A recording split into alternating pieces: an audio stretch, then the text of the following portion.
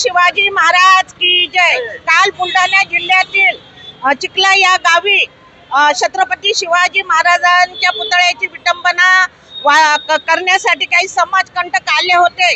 त्यांना विरोध करण्यासाठी तेथील भगिनी संजीवनीताई वाघ या तिथे आल्या असता त्यांच्यावर अन्याय व अत्याचार करण्यात आले। त्याच्या निषेधार्थ आज आम्ही इथे जमलेलो आहोत। आज आम्ही फक्त निषेध व्यक्त करत आहोत।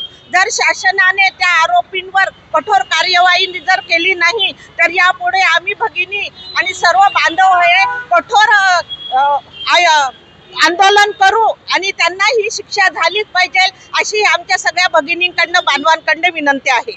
एक मराठा